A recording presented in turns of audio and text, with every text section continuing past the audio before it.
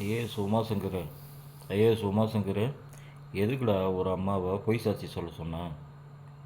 பிரசங்கம் முடிஞ்ச பிறகு ஒரு அம்மா உன்ன மாதிரியே ஐஏஎஸ் படித்த அம்மா கிட்டத்தட்ட என்ன அவங்கள தலைவலி இன்னும் சொல்லியிருக்காங்க.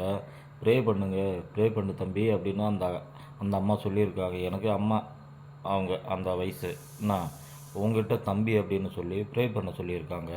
நீ ப்ரே பண்ணி பண்ண உடனே அவங்களுக்கு தலைவலி சுகமாகலை. உடனே நீ என்ன சொல்கிற?